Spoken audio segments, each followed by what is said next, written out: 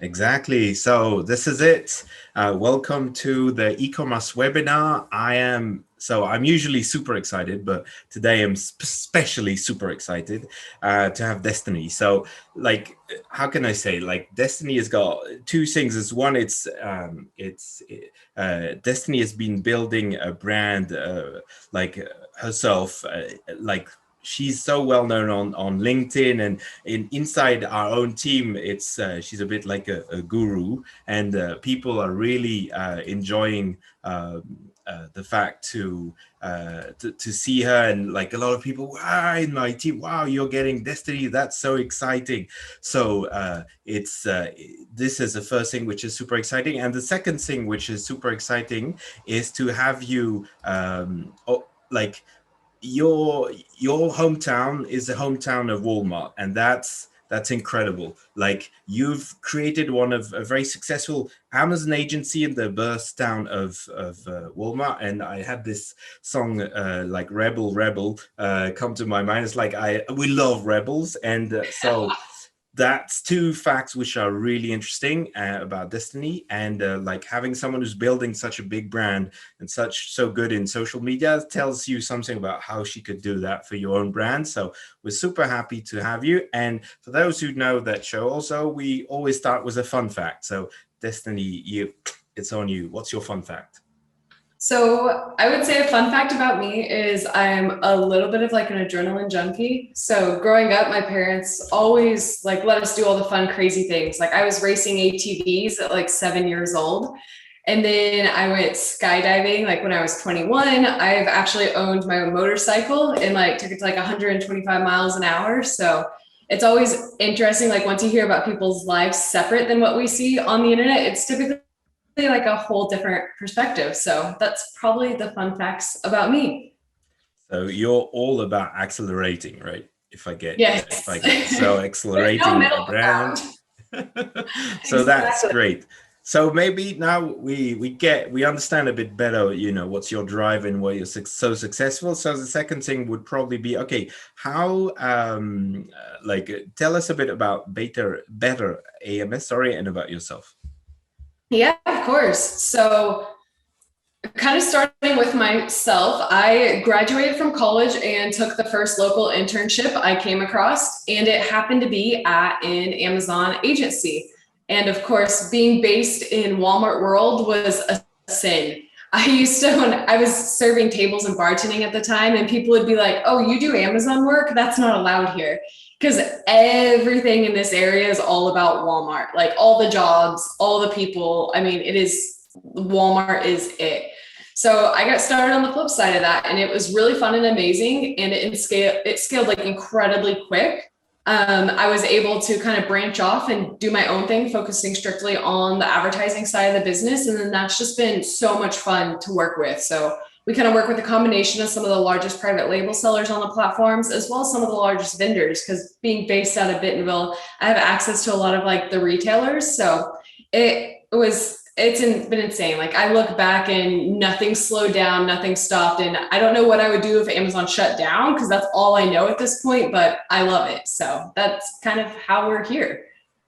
Exactly. And that reminds me about the blue ocean strategy, where you want to be where the others are not. So probably building an Amazon agency in Walmart Burstown is probably where the other Amazon agency would not be. So that that's actually can turn out very well for you. And like, if we dive into things, and like we're in June 2021, a few days after Prime Day. Do you have do you have a few things about what happened, like, and what you've seen, what's special this year? Has it been a super success or not really? What's your take on that?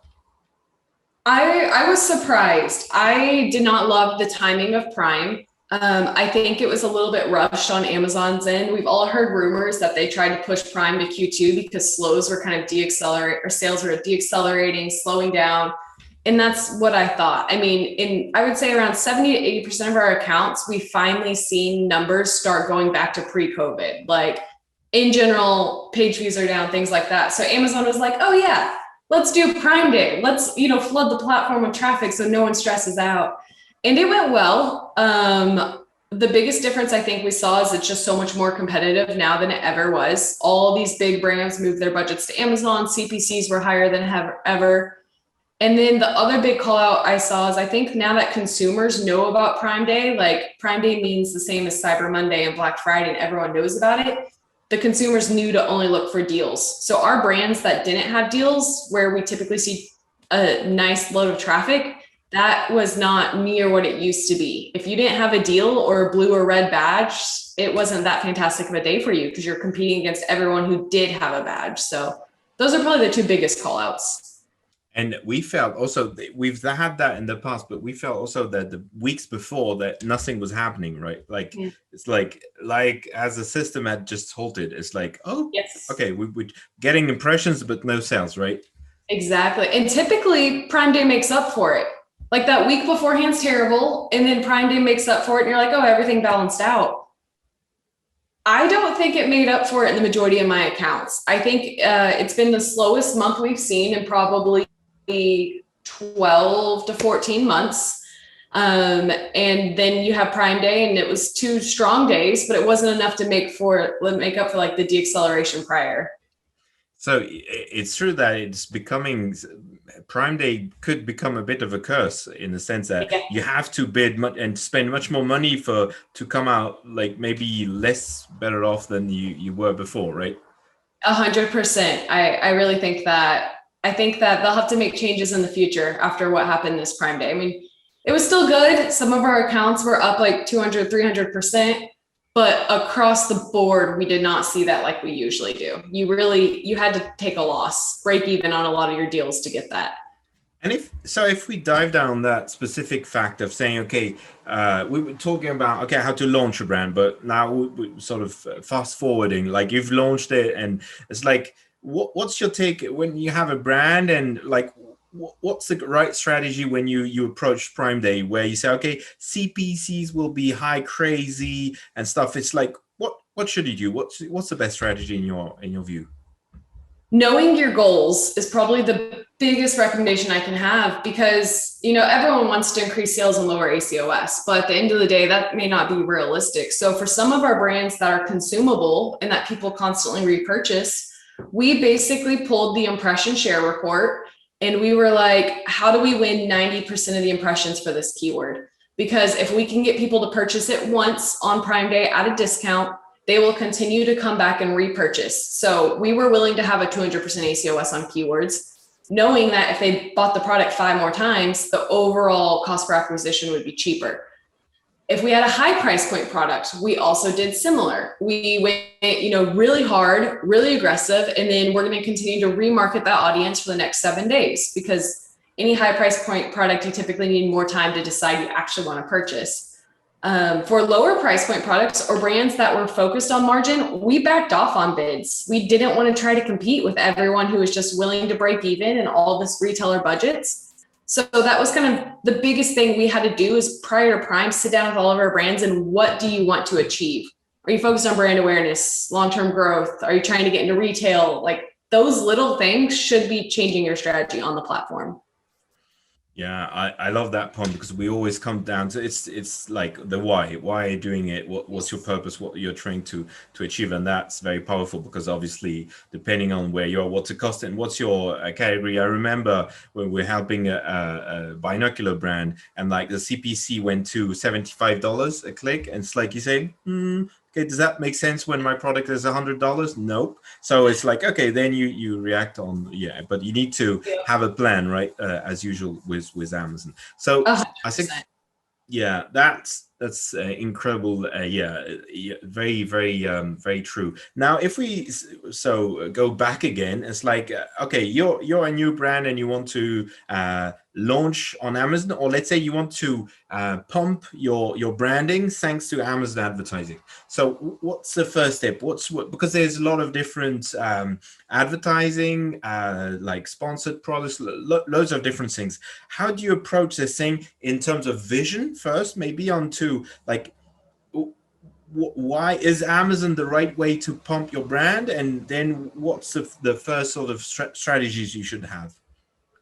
I think Amazon's one of the best places to really get things rolling. And Amazon advertising in general is a lot simpler than other places. So if you're running a Facebook ad, you have to create a video, write copy, create an audience, target that audience. Amazon, it's way easier. Their fundamental ad type is sponsored products. Sponsored products typically drive around 70% of ad sales. You don't have to have brand registry. It's the easiest one. So one of the things that we always recommend is like getting familiar with that and how sponsored products works. What makes it so easy is you can literally target the keywords that your customers are looking for, which is way more powerful than Google, because on Google, if someone types in, water bottle, they could be looking for a YouTube video on the best water bottles. They could be looking for a blog. They could be looking for anything else.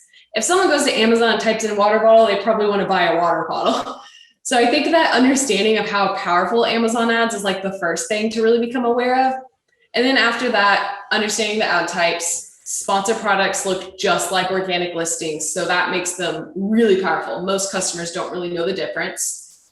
And then beyond that, I think the next biggest things to learn is just like keyword targeting. As you're writing your listing, what keywords go in your ads. And then bid management is probably one of the most undereducated areas of what we do, is understanding how to optimize your bids for profitability.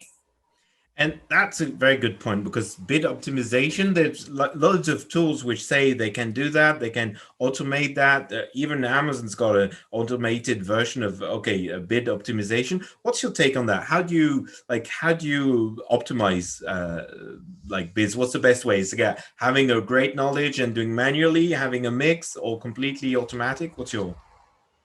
So if you're starting off, I recommend learning it yourself before ever working with a tool, because there's a lot of small things that you really need to understand. Certain tools have certain tendencies. Maybe they use placement modifiers. Maybe they make adjustments based off inventory, scale, all of these different things.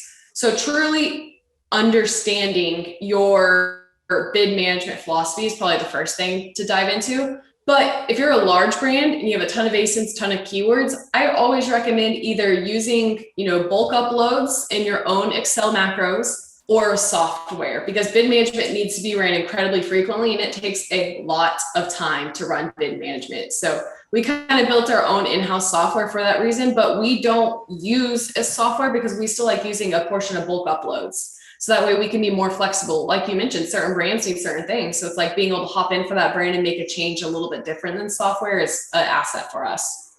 So the bid management, right, is you're adjusting, just for everyone to be clear, you're adjusting the bid per keyword. So instead of $1, you're saying it's $1.10 or 90 cents, right?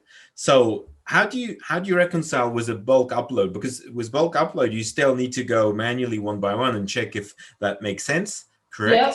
And you still manage that. Sorry? So we have macros built out. The reason we do this is Amazon API does not typically release for new updates. So video and search was released in like October 2019. The API wasn't released for like 8 to 9 months.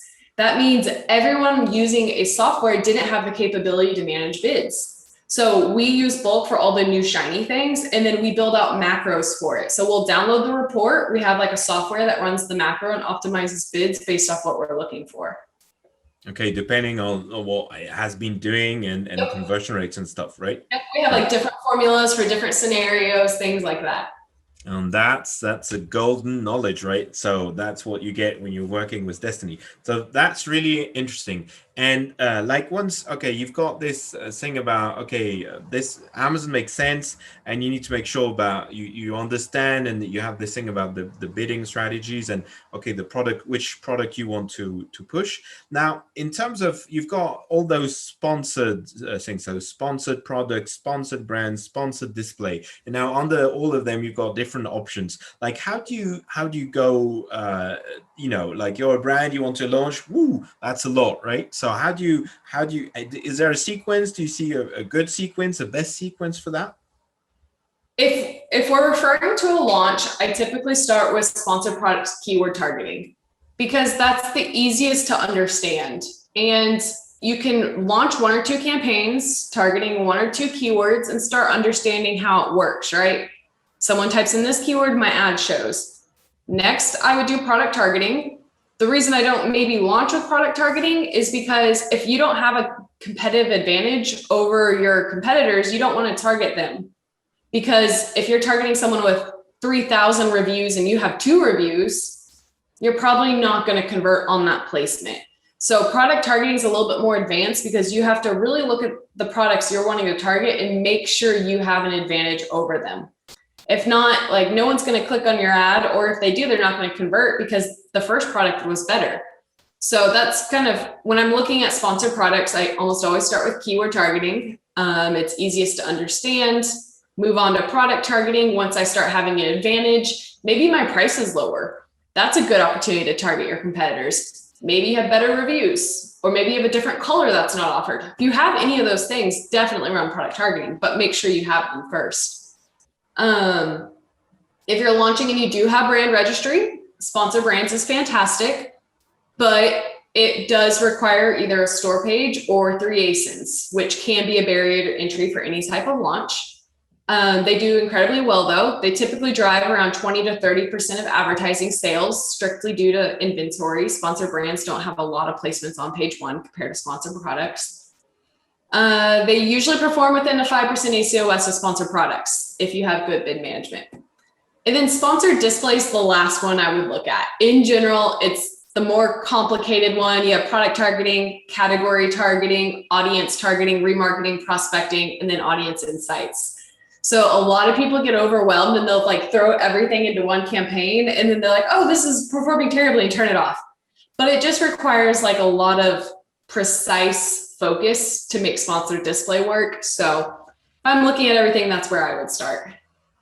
Okay, and we have a lot of questions about sponsored display, because that's the most complicated one. So let's park that for a second, and we'll go back to it. So now 2 things. One question from Louis about SEO, and I think that's a good point about highlighting how SEO is important and goes. It's the same when you're doing Google advertising. SEO goes hand in hand, right? You can't do a proper Google advertising if you don't do work on SEO, and I think it's exactly the same on Amazon, right?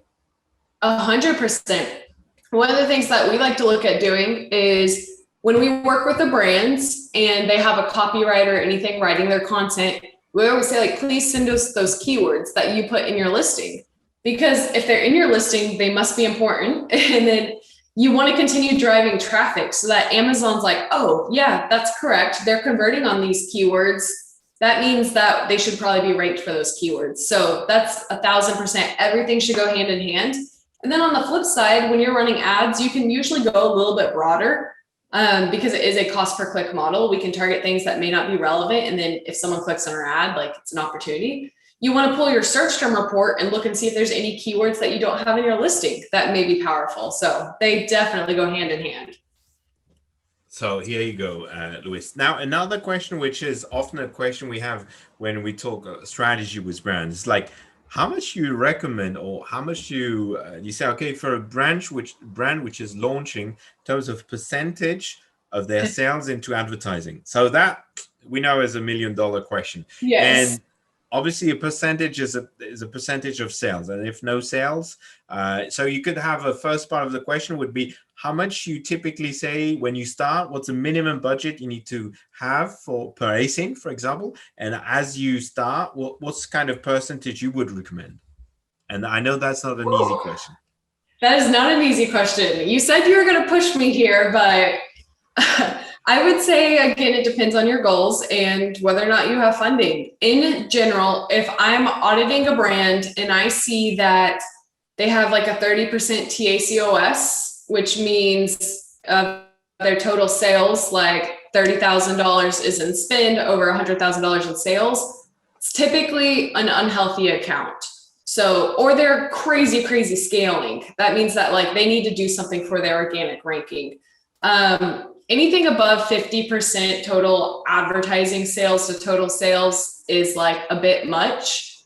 But the beauty of launching on Amazon is you can start with minimum budgets. None of the Amazon advertising ad types require, $1,000 a day or anything like that.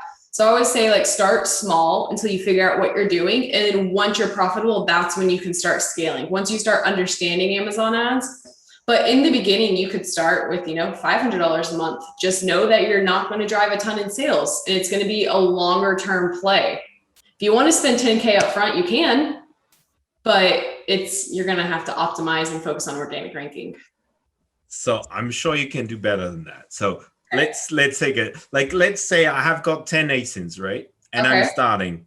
What would you say is like 500 makes it like 200? Yeah, that's individual ASINs, or are they variant?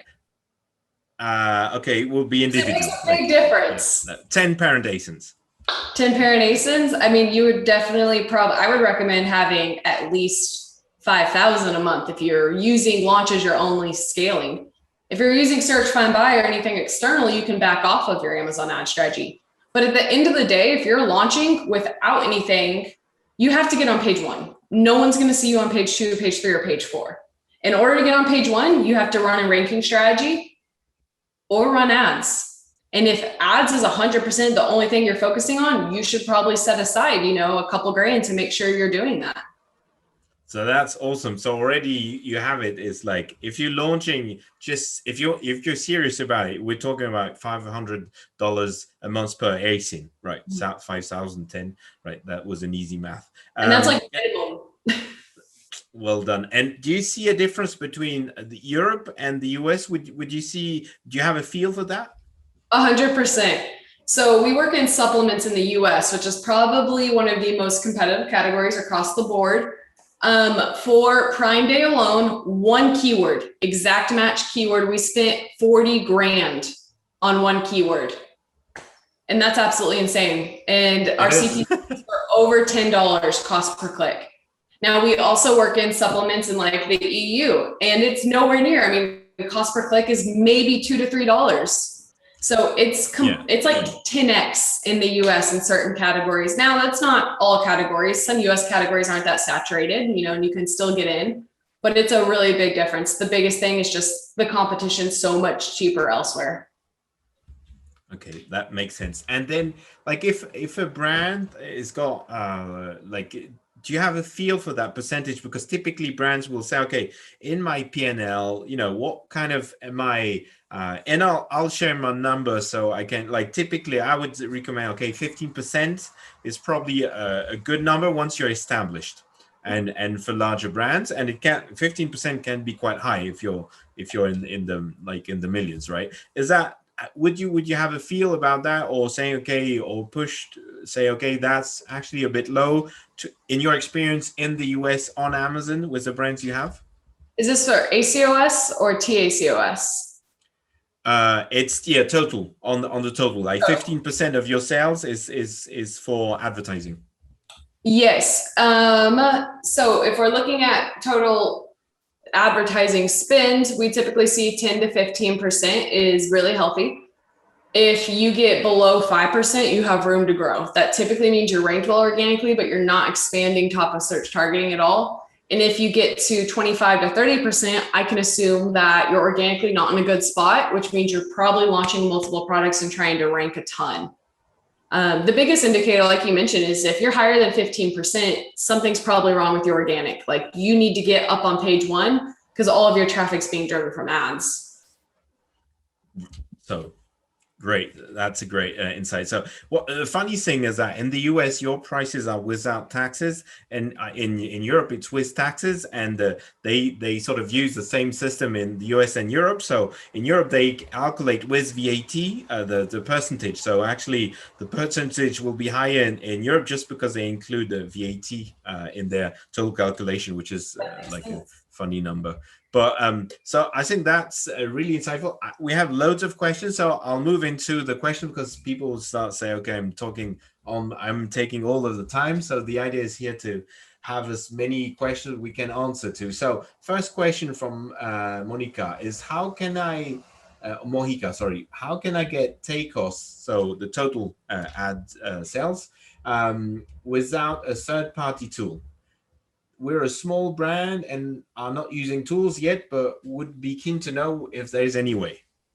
Yeah, this one's easy. You have all the reporting for it. So just open up your Seller Central and we pull week over week. So I'll look at like last week's data, see what my spend is, and then I will go into Campaign Manager and pull my business report data and fill that out. We have virtual assistants that do that, primarily because, like you said, if you don't want to use a tool or anything, it's kind of expensive and it's super easy to pull the data. So just create an SOP for like a virtual assistant and they can go in and pull that super easily. Because again, TOCOS is just advertising spend over overall sales. Exactly. It's an easy, like you can find it very easily on the tool on Seller Central.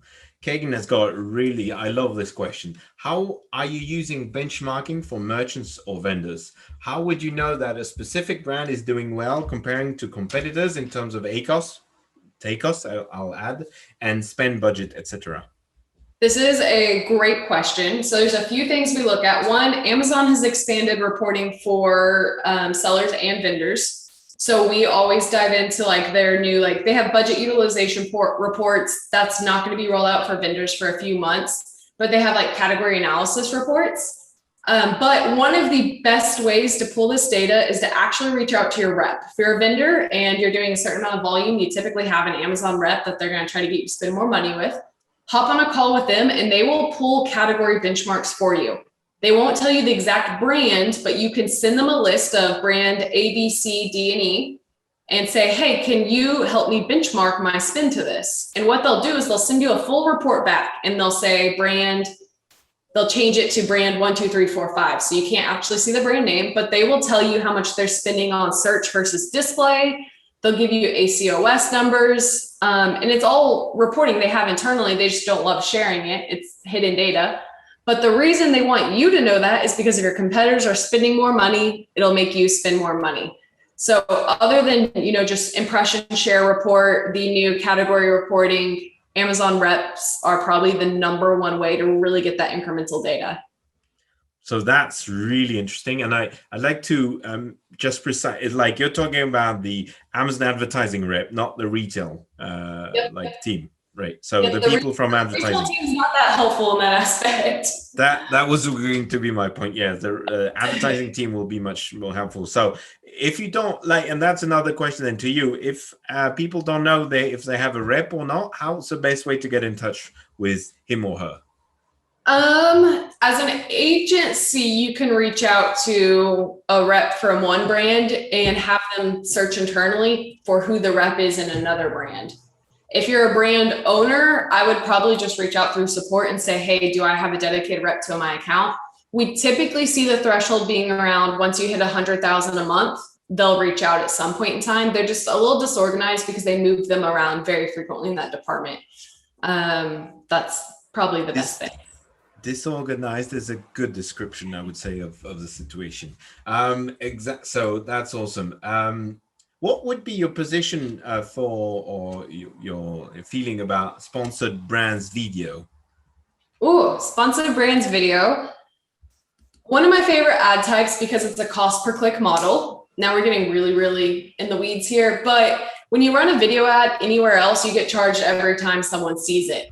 Amazon's not like that. We only get charged when someone clicks on it. So I use it to target keywords that are much broader. So if I have a soccer ball, I will target kids' toys because I'm only getting charged if someone stops and clicks on that ad, which is so powerful because if a customer is viewing this ad and decides to click on it, they are highly, highly interested. So it's worthwhile to move up the funnel with video targeting. That's cheeky, right? That's cheeky. I have a few other things too, but I didn't know if you wanted to if you had anything else on that. No, you mean on sponsored brands video or on, please go on. Okay. So another fun thing I like is that it's really important advertising. It's a very important ad type for Amazon. So Amazon's rolling out all kinds of new things for it in the future. One of those is their product targeting. They rolled it out they rolled out product targeting like a month ago, but then they officially put it on the product detail page around 2 weeks ago. They did bring that back like in-house because they had an issue with the rollout. So if you're not seeing videos on the product detail page, that's why. But that makes it super powerful because then we can use it for competitor conquesting. We can make specific videos targeting certain competitors, showing what makes us better than them. So that's been super cool. The only downside I would say to it is right now there's one placement on page 1 and then bottom of search placement on page 2, page 3. So that makes it really expensive once everyone starts running. So that's kind of my downside for right now. That's awesome. And like comparison videos, I think it's allowed in the US. I don't think it's allowed in Europe, is it? I don't think you can make comparison in Europe. Is that? I don't think so, but I'm not 100% sure. I know it rolled out in like Mexico, but I know in general in advertising on TV and they're not allowed. So I would assume they're not. I don't know if there's a moderation on the Amazon side, but that so that's probably. But okay, even targeting a product which it's got less like worse reviews, let's say, or less good reviews than you, and showing how better you are is can be still efficient without naming them. Exactly. Or reading what the top review is. Like sometimes you'll see something that you can use as your advantage. Like if you're selling protein and someone's like, oh, this protein is way, way too thick. You can make sure to call out on your video that your protein is not near as thick. And like you said, no one's going to actually correlate the two until they're scrolling down and reading reviews. Makes sense. One thing is, is Prime Day important in the US only or equally important in India and other countries? I would say it probably has more recognition in US just because Amazon's put so much money behind it and promoting it in the last few years. But I expect it to definitely be a holiday across the board, just as more brands hop onto it, especially since it's not tied to anything culturally. It's tied to a brand, which we don't typically see with a holiday. But here, everyone knows that it's like the same as Black Friday or Cyber Monday. It's like become synonymous with that. Yeah, and I have to say in Europe, it's quite big. Also, in India, I don't have numbers to back that information on my side at least. Another question: what would be your strategy for competing with your competitors? Having reviews from 500 to 850 reviews, so that's precise.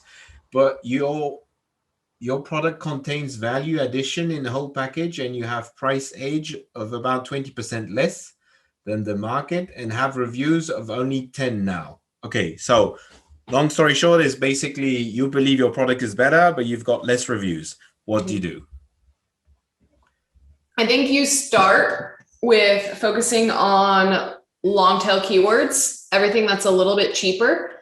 And like if you're doing product targeting, maybe don't try to directly compete against those. I mean, if your product's truly that much better, then you can compete head to head and you should be able to bid on it, and you'll be able to see in your data, which is the amazing thing about Amazon is we can only make database decisions. So set up a campaign with like a $10 a day budget, target your number one competitors. And if you're not converting well on it, then focus on something else. If you are converting really well on it, then that's your opportunity to really scale that up and continue pushing market share. But at the end of the day, Amazon's a long-term game.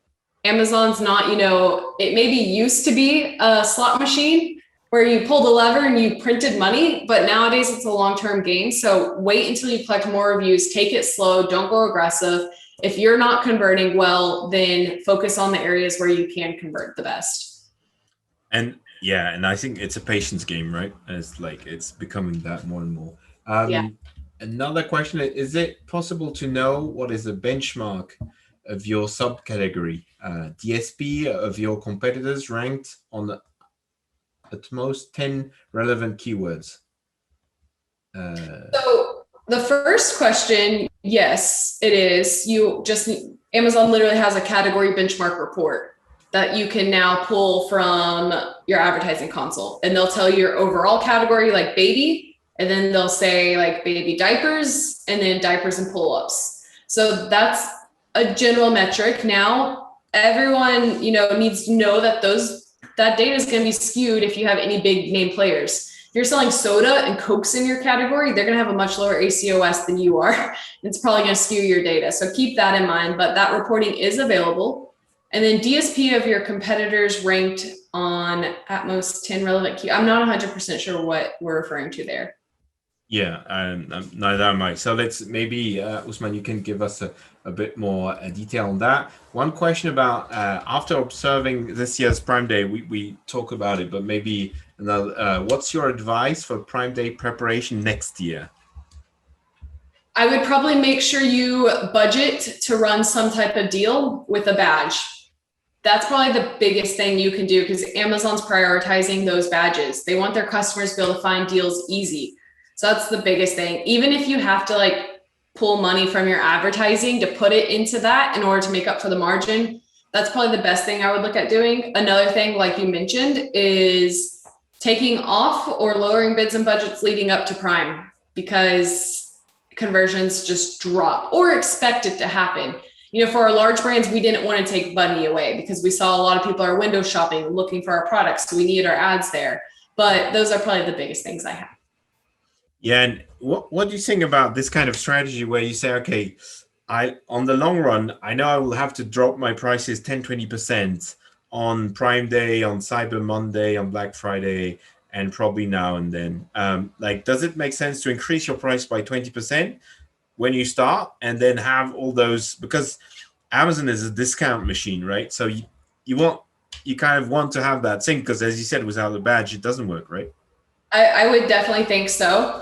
The only use cases where I think it does make sense to just run it break even is if brand awareness is really big for you. You need people to know your brand name, and then it's like you just want to push aggressively. Or people are going to be repeat purchasing. Then, you know, you can take a loss on Prime Day knowing you'll make up for it later. Those are kind of the two scenarios where it's like maybe you don't need to do that.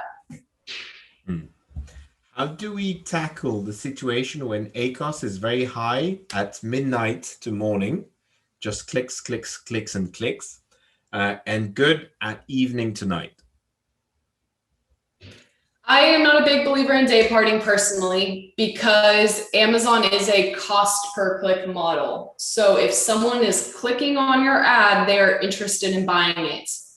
And that data is not typically given to us because of delays in attribution. So one, Amazon released the data around 3 years ago, and this has definitely changed at this point, but that the majority of purchases don't happen at time of click. People add to cart or they come back the next morning. So that makes that data somewhat inaccurate. For example, if you're targeting teaching supplies, maybe you get all of your clicks like on Saturday and Sunday when the teachers are shopping, but then they don't purchase till Monday when they have the school card. So it's very possible that people are adding to cart at midnight and not purchasing until the next day. And that's when you're getting attributed. So if you turned off your ads, then you would just miss out on all of those potential clicks and sales that you would have gotten the next morning. If Amazon gave us purchase data, I would definitely be a believer in day parting because we see it in Google and everywhere else, but we don't have that data. So I always run with the philosophy, if a consumer's clicking on my listing, they're interested in purchasing at some point in time. But it's true that it's an easy way to optimize your campaigns, right? If you use a tool which gives you this day parting thing, that's the first very simple way of like lowering your ACOS because you will lower your clicks without any direct purchase, right? You could, but the data is not even there with an ad console. So any tool that's pulling it is making assumptions based off like the API data, because there is correlations between clicks and purchases, but they don't tell us that the majority of people clicked at midnight and then purchased the next day. We just see it as two separate segments. If someone told me customer A clicked at 9 p.m. and then purchased at 8 a.m., then that would make sense to me because then I could like tie those together, but you can't. So that's my only issue with it. Okay, makes sense. That's an interesting point of view. We can spiral on that one. No. And I think like it probably highly depends on the type of product also. Like you said, some products might have that reaction, but you're right. In any case, except if someone is playing or they're using whatever and there's something which is a fraud, but otherwise you're right, it's like people looking at your products, and it's also down to the people's, if their strategy is really low or have highest efficiency and have yes, the certainty of their attribution, then you will have to go into it, but you're probably losing long tail sales at the end. That's a huge call out. If you're only focused on profitability, then 100% test it. Like that's the beautiful thing about Amazon. Just test it, turn it off, see if you lose any sales 3 weeks later. Like that's a super easy one to run at a small scale. But my opinion is typically skewed because most of our brands are focusing on scale and brand awareness. So great call out. Cool. I have a question on bidding strategy. What's most important to bring better results for manual ads? Higher bidding on best converting placement, or rather bidding more on keywords targeted products? Both. Nah, that's too easy. I mean, at the end of the day, you want to balance out both. So when we're personally looking at our budgets, we want to set aside a certain budget for ranking, which is bidding on your highest converting placements. If you have a 30% conversion rate, that's going to improve your organic rank by putting money to it. Now, you don't want to put all of your budget towards that, or else your ACOS is going to be 200%. You're going to be losing money. So what we then look at doing is we set up specific campaigns for highest converting placements. We have specific naming for them. We know exactly that's their goal. And then we set up other campaigns focused on profitability. And we know that by the name. If it's a nexus, that means it's strictly focused on profitability. That means we are aggressively optimizing bids. We're going after longer tail keywords, things like that. So that may have a 10% ACOS. Our ranking campaigns may have 100% ACOS, which means our average ACOS is 25%, break even. So I mean, we run both. I typically don't look at one or the other because ranking is so valuable. It's the Amazon flywheel, and you have to do that. It's very Amazon, right? To take it all and then judge afterwards based on data. I think, yeah, okay, makes a lot of sense. Our competitors are ranked to 10 main keywords. We would like to have benchmark data for each type of sponsored ads. Is it possible? You can pull your impression share data.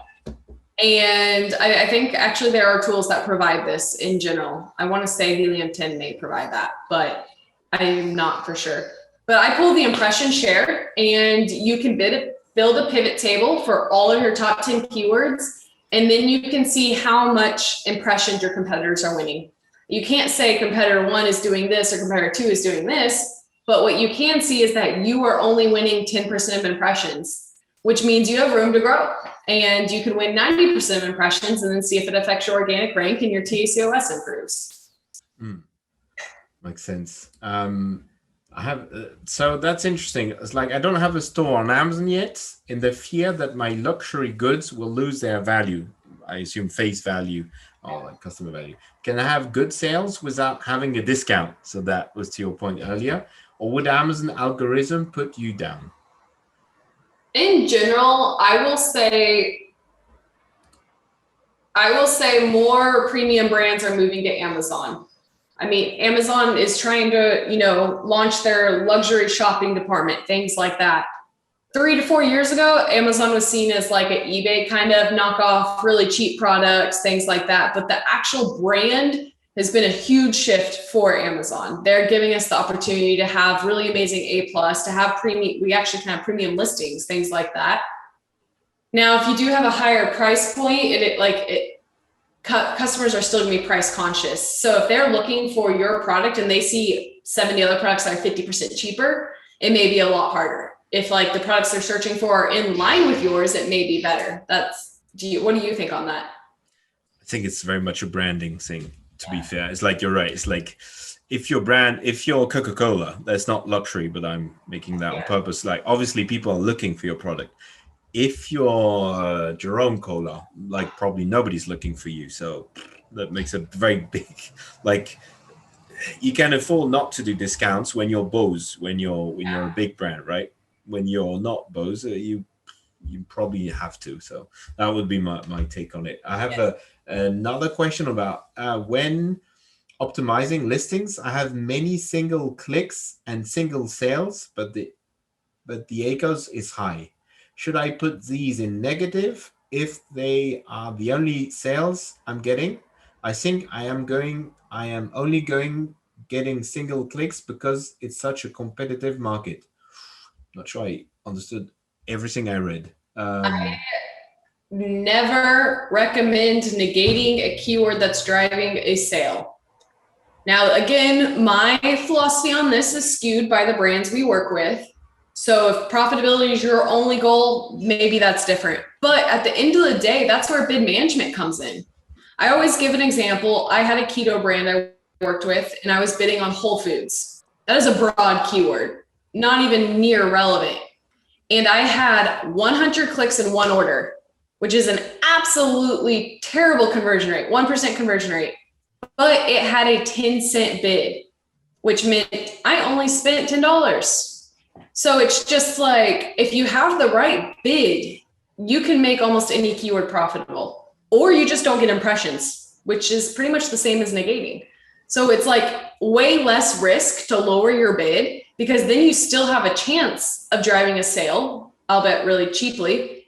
Or if your bid's too low, you're not going to get any impressions. So it's very similar to negating, but it keeps the door open. So anyone who's looking at optimizing their campaigns, anyone who has a high ACOS, understand bid management first. I would go off the limb and say, to me, that's more important to a new seller than keyword research, because you can bid on really poor keywords, but with good bid management, you can make them profitable still. That's a great nugget. It's like, instead of understanding, like, it's more important to understand good bidding strategies rather than like best keywords or finding out the keywords. Yes. So now that may probably also more complicated. That may come back to bite me in the butt saying that, but it's always the first thing I recommend learning is like understand bid management philosophy before anything else. To be fair, sometimes I feel SEO is in a sense very overrated. Like, people spend hours and put keywords everywhere, and it's just ugly. There's too many keywords, and it doesn't make sense for the consumers. And it's like, wow, it's like sometimes you listen to people, they say like success is down to SEO. Yes. And like, not really. Not for me. It's like about what's your strategy, what's your plan, how you've put everything, your supply, your advertising, your good content, and meaningful content, rather than having loads of keywords in the title, which doesn't make any sense. But that's my. And the perfect example is all you have to do is look at all the big brands in the space. The majority of them took their content directly from their website, threw it into Amazon. It looks terrible, and they're still doing incredibly well. Like, they have that brand presence.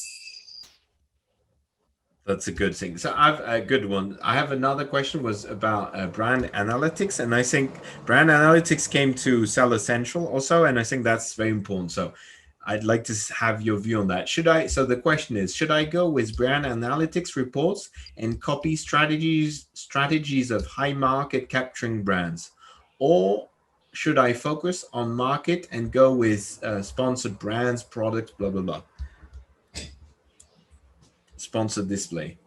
I mean, I don't know what you're saying the difference is. We use brand analytics to look at top keywords and top competitors, and then we take that data and we put it into sponsored products, product targeting, sponsored brands, keyword targeting, sponsored display. And there is a difference in sponsored display and DSP, which I'm assuming we're switching. We're using them as interchangeable right now, I think. But and you use both.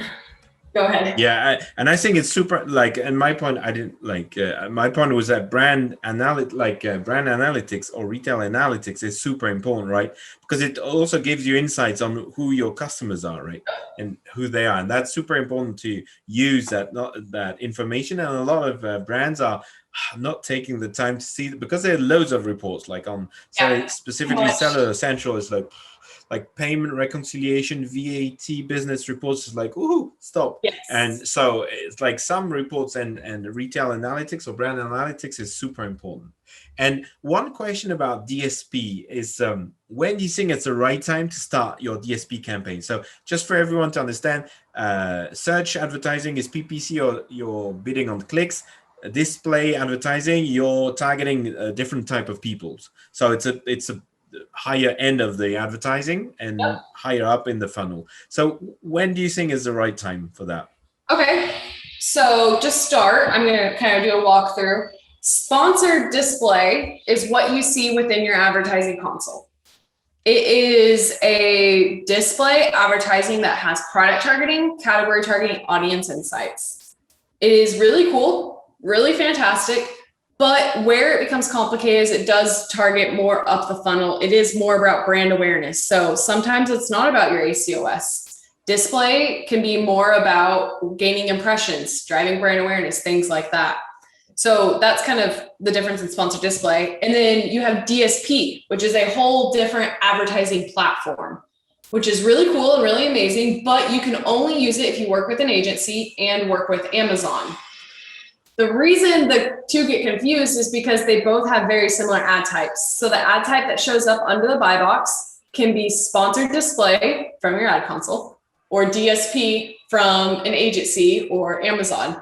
So I think there's a lot of confusion in this space because Amazon changed the names of both ad types after like 2 years, and it's an absolute mess. But when you're looking at when to run them, I would say when you've maximized your sponsor products, sponsor brands, keyword and product targeting, when you know you're covering all your placements, when all of your keywords, all of your products, everything's covered, then you want to look at sponsored display. Because the beauty of it is, again, if I have a soccer ball, I can go to sponsored display and target kids sports. I can target every single person in the kids sports category who has a child, which is really powerful and really cool, but that's not going to convert near as well as me targeting soccer ball, because I know if they're looking at soccer ball, they're probably going to purchase soccer ball. And so what's your take on like display advertising versus DSP? Should you run both together if you're having them, or are you competing against each other? No, I highly recommend running them together.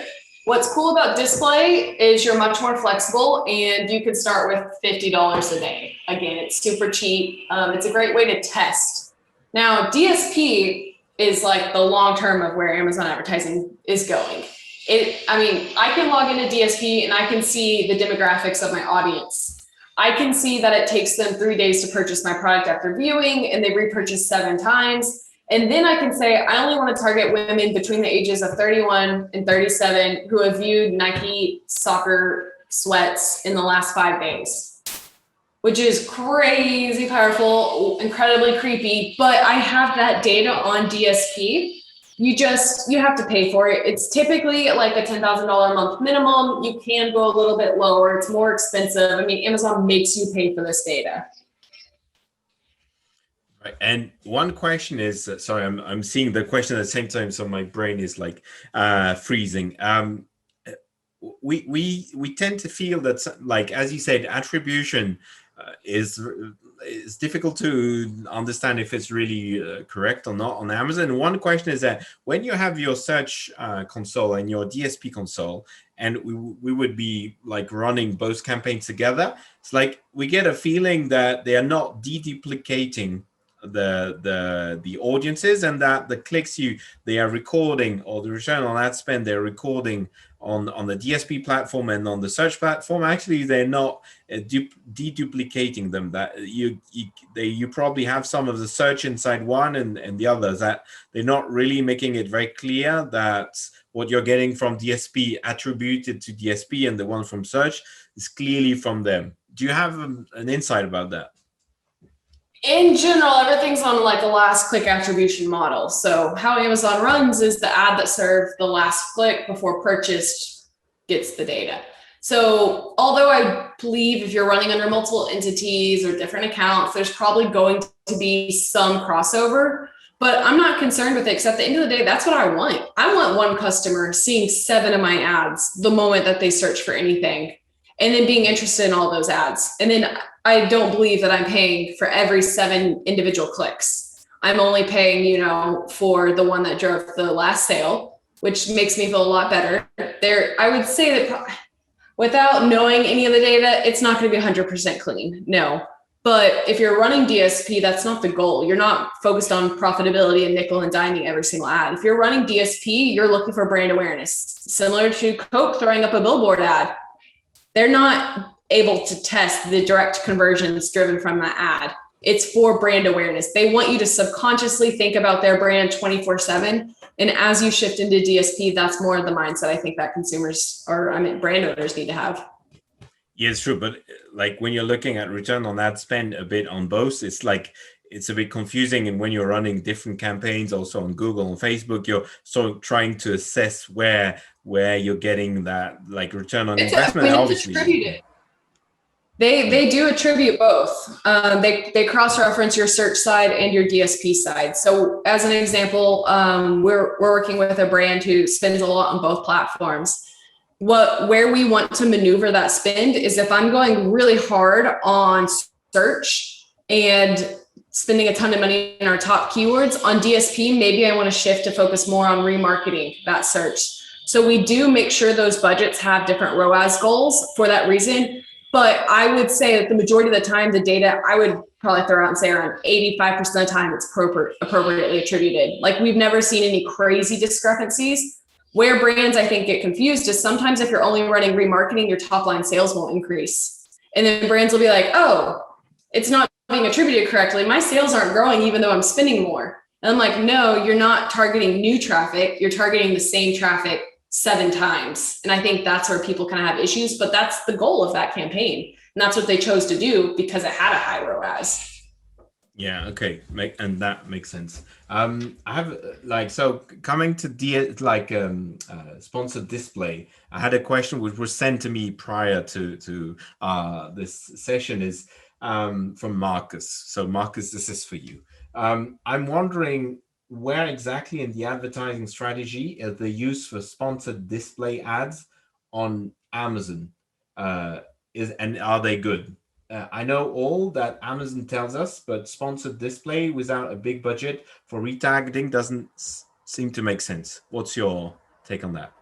If I'm starting sponsored display, product targeting is where I always start. It is one of the best sponsored display ad types because it's the exact same product targeting as sponsored products and sponsored brands, but it shows up directly below the buy box.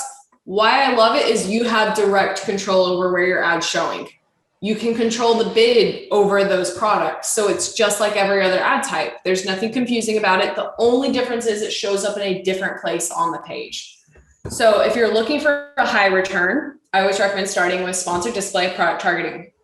If you're looking at collecting more data, category targeting. Similar to every single ad type, it's kind of like an auto campaign in that Amazon's just going to show your ad to everyone in the category. So instead of only picking the products you have a competitive advantage of, you're targeting every single soccer ball in the soccer ball category. Those two are what we're used to. They've been around since 2017. They just changed the name of them. Like that ad type, we have a ton of data on. It does incredibly well. The return is amazing. Once you start looking at audiences, that's where you change your mindset. That's where you have remarketing and prospecting. Now, what I don't love about remarketing is we don't have any control over it. So it's a 30-day look back window, and then it negates anyone who purchased your products. Usually, if you're running DSP remarketing, you have control. You can say, I only want to serve this ad 3 times. I only want to serve it to this customer, anyone who hasn't purchased. Where it's at right now, do not expect like an amazing return on it. I would say it probably averages around a $2 ROAS or like a 50% ACOS. But you know that going into it, you know that the purpose of it isn't to drive an amazing return. The purpose of it is to drive brand awareness until we get more abilities to refine our targeting. Yeah, you're going higher up in the funnel, obviously. The funnel. Exactly. Yeah, the funnel. And I would like to come back on something you said about retargeting, because DSP is an amazing tool to retarget. So customers which have been on your page and who bought or didn't buy, or customers who've been on a competitor page and buy or didn't buy. And like what you said earlier on, just before, I said that, okay, those, if you're retargeting, you're probably not going to grow your top line sales. Is that correct? Do you elaborate a bit on what, because you could say, oh no, I'm getting other people, so I should be increasing my sales. So when you're retargeting, they've seen your listing and they've clicked on your listing already. You're just serving them an ad multiple times. So your audience is incredibly small because these people are aware.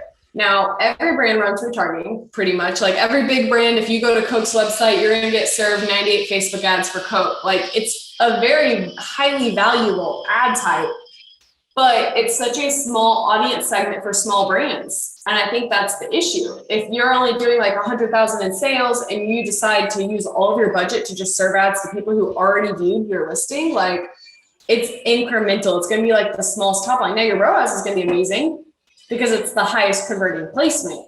But I think a lot of people will set aside like $20,000 and be like, let's only focus on remarketing. And then they're like, oh, well, nothing's really increasing because I mean, those people already visited your listing. There's a good chance that they were going to purchase anyways. Yeah, so that you're right. It's like you can't have it both ways, right? If you want to grow your brand, it costs money, and your conversion will suck. And if you want to have a better return on ad spend, you will retarget people which are lower down the funnels, but you're not growing your funnel. So it all comes down to your strategy. And to Marcus's question, is like, what's your strategy? You can't complain that the tool is not working, because the tool does what it does. So I think that's a good, yeah. And the timing changes. Like maybe 1 month you have to be more cash flow like positive because you have to repurchase a ton of inventory. So you need to focus on more bottom of the funnel. And then maybe 1 month you're preparing for the craziest Q4 ever. So you need to spend more on top of the funnel. Like that kind of flexibility is possible with digital advertising. And I think we're really blessed, but it's also really scary because it means we have a lot of things that can go wrong. True. That's very true. So we've got 4 questions. So if you have any other questions, Destiny's got still some energy and fire for you. So go on. So the first question was, after how long from running campaigns would you recommend to start negating keywords? Yes. We don't look at time frames per se. We look at data. If I have 200 clicks in one order, it may be worth negating it. But if you have a high price point product, that could be totally normal. It could take more clicks. So in general, we don't do a lot of negating in-house, if I'm being fully transparent, but I do recommend making negating optimizations based off data, not time. Yeah. Okay. And perhaps what you said earlier is you could also lower the bid, so that like it just costs less, right? So you see, I was listening. Another question from Usman. ACOS for the first 2 weeks of the month is high, 25-35%. And ACOS is low for last week, which is below 10%. But sales are affected if we do not bid in the first 2 weeks of the month. Should we have bid management for the first 2 weeks and perform DSP so that we have sales in the last week of the month? That's a complicated, I'm not sure you can control that much, but yeah. I mean, they're getting really granular here, which isn't a bad thing, but you're making decisions based off things you can't control. I mean, customer data is constantly changing. Amazon data, I mean, we're in a pandemic. Everything's changing. Retail stores are opening them up. Like customer habits are constantly changing. And I don't think I would ever look at data in this incremental of a level. I look at monthly sales typically, and then maybe last 7 days if we have any crazy changes to conversion rate. I don't even know what the benefit of looking at it from this perspective would be. If you saw that data consistently for 12 months in a row, then I would be like, yeah, maybe it would make sense to make a move on that. And again, you can always split test it in a really small case study. But also 25-35% doesn't sound like a bad ACOS. Sounds like it's break-even margins, which could be very good. So I would probably let it running. Yeah, and it's like ads is not something which is completely logical, or where you can completely cut it off and say, oh yeah, it's moving. It's an evolving environment with others at the same time. So, and what's happening with your listening, with the SEO, with your ranking, with promotions, so it's like, I think it's difficult to give only like on an ACOS. That's a difficult one. Yeah. Elisa's got another one. Do you see, I like that question too. Do you see live streaming becoming a powerful tool on Amazon? How would you leverage it when launching a new brand? So like Amazon Live, and just for everybody to know, we're going to have a webinar next week with a brand which has started Amazon Live to talk about their experience. So like, I'd like to hear about what you feel about that. We're super excited and pumped about it, but do you have any like learnings, or have you seen like brands which are working with you doing it, and can you reuse some things with the advertising? What's your take on that, all of that? There's not a lot of tie-in with ads just yet, but we have had our brands use it and drive a lot of success. The biggest issues right now, I think, is in the platform in itself. Amazon's making a lot of changes really quickly because they're not sure what route they want to go. So if you work with like an influencer, you can like see the amount of sales they drive, but you can only just now see the amount of followers they have. And knowing a brand's or an influencer's followers is important when you're selecting who to work with. All in all, high level question, so I don't ruin anything for next week, like 100%, I think it's going to be a very powerful tool. Amazon is moving in the direction of like social integration. So Amazon Post, huge opportunity. Like live streams, huge opportunity. They're starting to build out feeds for products you follow. All of that are things that I would make sure I have someone like at least looking to invest in and set resources aside for, because anything that Amazon sees successful externally, like QVC, things like that, they're going to want to take advantage of. So I think that's going to be a very amazing opportunity. And like Amazon Post, can you elaborate? So you've got those new things. It's not yet in Europe, right? It's only in the US. So you're lucky. Enjoy. And like, to be fair, Amazon Live, I think is a great thing, but they're doing a poor job about it because they're not reposting the videos on the product pages. They're not repurposing. So they're doing a poor job today, but they've started and they've got, and the quality overall of the videos sometimes are a bit, up and down because it's very open to everyone, but it's like still super interesting. But what's your take? Like, how should brand approach that thing about, should you have your community manager or your bloggers also work? Like if you have an internally do the Amazon posts, how should they approach it? What's your take on that? That's what we've seen work really well, is people taking their Instagram posts and posting them directly onto Amazon. What makes these really powerful is on Instagram, when you post something, people view it for 24 hours, like it, and then they typically don't see it again, right? It's a very short period of time. On Amazon, they're constantly promoting it for free. So they're showing it at the bottom of search for anything relevant for a keyword. So that means if you post something in January, in April, it's going to continue to get insane amounts of impressions. It's also going to be paid in the future. So being able to promote post is amazing because we can now pay for ads that are going to look somewhat like a Facebook ad. We have a lifestyle image, we have more copy, and it drives to a feed. Now, this is a quick tidbit. My absolute favorite part about post is they have the follow button on them. And when customers see it, they can follow your brand. If they follow your brand, you can then email them through Vendor Central under customer engagement, which is a huge tool that hopefully gets rolled out to the seller side. And that's only vendors, right? And only in the US for now. That's amazing. Yes. And I had an impression that they were going to get the brand store, in a sense, involved in all of that, so that you would also probably follow brands from the brand store also. And that post would be linked in a way to that. Is that correct? 100% correct. There's a follow button and they have a feed now. So you can actually go to a sub page. They put it on every single store page already, automatic. You can go to the feed and you can see all of the brand's posts like right there. It's really cool. That's amazing. And so what you've seen is today, most of the brands use what they posting already on Instagram or somewhere else, and they're repurposing it on Amazon. Yes. And one day they will probably do specific content for Amazon posts. Yes. Okay. Very, very interesting. How dangerous is low CTR, click-through rate, to your ad rank and organic rank? I would say pretty dangerous. We definitely want to consider this when we run ranking campaigns. Now, two things to consider. People like to talk about relevancy all the time. Relevancy matters, yes, but if you're bidding on a keyword that's not relevant, Amazon's not going to give you impressions anyways. So it's not like it's going to hurt.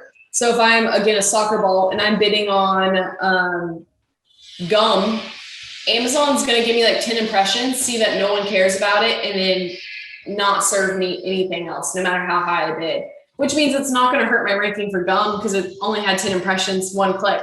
So that's always something to consider, is like the volume behind that.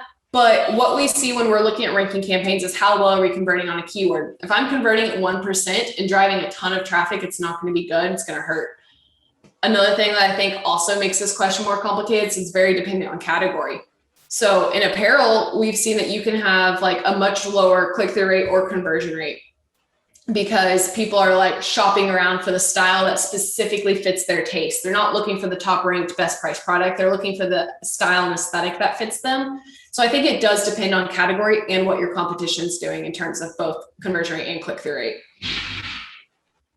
Great. That's Thanks for that. So last question, I think, and I'll have a final one. But your recommendation on best tips to optimize CPC bidding, and how often should it be? We are getting into like nuggets here. So my best tips for optimizing CPC bidding. Understand how it works.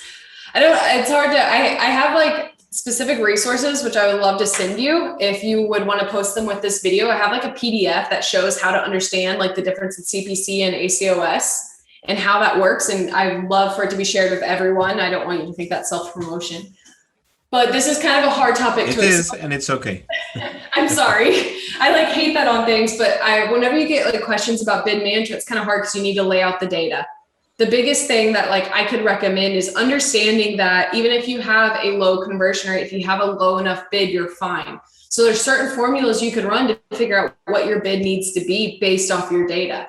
And that's kind of what you need to understand for your own personal brand. Like know your margin on that product, know how many clicks you can have before you're taking a loss. And that's just a lot of top of the funnel words that don't make a lot of sense without like data. So I'll send you guys specifically some resources to help. But how often should it be? I mean, that's also going to be pretty dependent on how successful you are. If you're driving really strong ACOS, maybe you don't need to make bid changes. We typically run formulas like 3 to 4 times a week across all of our data. So that way we're always looking at the last 30 days rolling data. So we're constantly making updates over a couple new days. And we typically leave out the last 3 days of data because of attribution. You don't want to make adjustments based off that. Okay, and one question is about you've got those suggested bids from the system. Is that like is it good suggestions, or are they just trying to rip you off? They take an average of like all of the bids that someone's bidding. So in that case, I think it's good because you can sometimes see how competitive it's going to be before launching. But the good news is like if page 1 top of search is $30 bids, page 5 sponsored products may only be 30 cents. So you don't need to always go with the suggestion. You can go lower and bid lower and start small. And then if you don't get a ton of impressions, just increase your bid. Like the lowest risks thing you can do is start with a super low bid. Because the only thing it's going to hurt is you're not going to get any impressions and clicks. And then you know, oh, I should increase my bid. I should increase it even more so I can get more traffic. So it is just a suggestion. I would take it lightly because it's averaging page 1 to page 10, but I think it's a good measurement of how competitive something could be. In the end, it's about having a clear plan, your strategy, and then it's spending a lot of time, right? It's a lot of work, and it's like if you don't spend the time, and it's about also spending some time all the time, right? You can't really go and off for 2 weeks and go to sleep. It's like you have to have someone looking at it. So I think that's often the case, right? In life, nothing comes easy, right? Yes. Nothing big comes easy, at least that's what I mean. And I think my last question was okay, what are the latest, hot things on Amazon, latest things? So we talked about a lot of things about the videos, posts, live. Is there anything we missed in terms of the new things, or the things maybe are coming? A few things. As a high level, Amazon is giving us more opportunities to tell our brand story. Amazon doesn't love Me Too products, right? Like if a customer searches for anything and sees 3,000 of the exact same product with different packaging, the customer is not going to love that experience. And Amazon's all about optimizing for the customer. So they're giving brands more tools to do that. So Sponsor Brands has custom image. That is amazing. We've seen that improve your click-through rate by like 400 to 500%. Issue with it is it's only rolled out on mobile infrequently because they're having issues with placements, but we really love that. Other things they're rolling out is more data around brands, like the impression share report, the category benchmark report. We've seen in some of our accounts, they're showing like engagement data, but it's like a really small beta, so we can't like roll it out across the board. But like knowing your target audience and optimizing for them is going to be huge. Like they're giving us that ability to make those adjustments for brand. I think that's really big. Like lifestyle images, posts, live streams, show your product in its entirety, tell your story really trying to connect with the people that are purchasing from you, and I think you'll be okay. But that's what I'm excited about. Yeah, and it's all about the more we work on it, and the like, the more people there is on Amazon, you need to be different, right? And the difference often comes not only from your products, but from the brand story you have and how you're going to tell it or talk about it, right? And that, so it's less about SEO in a sense, that also like relevant content or a story which will touch people, that when they go to your page, they say, okay, there's a vision or there's something of value which is touching me, and I'm going to engage and buy that product. And that makes a huge difference. At least I feel that it's more and more getting into that. It's really like the days of, okay, it's, you can go on Amazon, you'll be successful, whatever. You just put loads of keywords, it will work. It's not working anymore, right? It's about, okay, you need really to put your heart and guts into it to make it work, and a lot of hard work, right? I could not agree more. It's the perfect articulation of what we're seeing. Wow, we come to an agreement after an hour and 20 minutes. Destiny, that was a really great session. I think we've exhausted the audience. They don't have any more questions, and that we love.